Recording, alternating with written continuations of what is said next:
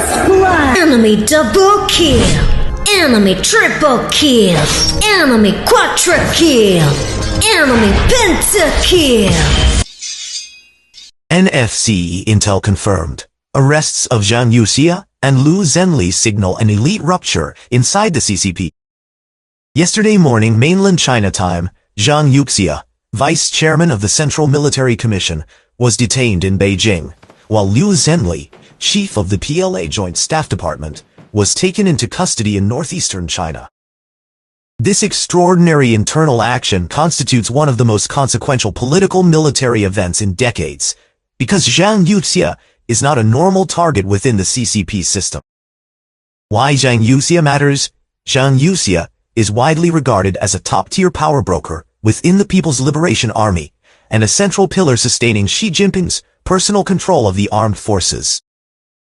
His authority is not merely institutional. It is deeply personal. Zhang's standing is rooted in decades of political trust and mutual loyalty originating in the father's generation of both Zhang and Wu Ci. That bond predates Xi Jinping's rise to power and has endured through every phase of his consolidation of authority. Zhang has been the most important, most central, and most irreplaceable ally in Xi Jinping's pursuit of personal political power. It is no exaggeration to state that, within a Yi's internal hierarchy of trust, Zhang ranked second only to himself, and Yi's own brother, even above Xi's wife, Peng Luoyan, and his brother-in-law, Peng Lai. Under the governing logic of Yi's rule until now, no corruption allegation or personal misconduct would have justified action against Zhang Yao. Even if Zhang had plundered half the country, Wu would not have moved against him, because removing Zhang risked destabilizing the very system that secures SE's power. The true reason NFSC intelligence points to a single decisive explanation for the arrests of Zhang Yuxia and Liu Zhenli. Their alignment changed. Put plainly, it involved collusion with the United States, betrayal of Xi Jinping, and defection from the CCP camp. In authoritarian systems, loyalty, not legality, is the ultimate red line.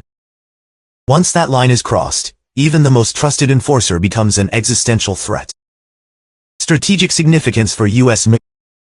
audiences. The implications are immediate and profound. First, elite cohesion is collapsing. Action against a high-trust military pillar signals fear at the top, not confidence. Second, PLA command reliability is being disrupted.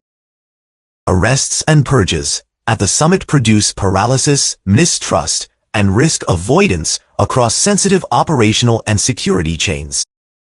Third, Wu Jinping may be entering a high-risk phase of his rule. When a dictator targets someone this close, it reflects a shift from governance to regime survival behavior, a pattern historically associated with intensified repression at home and unpredictable external signaling. NFC final assessment. The founder of NFSC, Miles Guo, believes that the CCP regime is currently at its weakest, most fearful, and most out-of-control point since its founding. Core factions within the PLA are consumed by mutual suspicion, senior leadership is engaged in internal purges, and the system itself is showing signs of comprehensive structural breakdown. We assess that this moment is a rare strategic window for the United States to apply decisive pressure on the CCP and accelerate the regime's historic reckoning.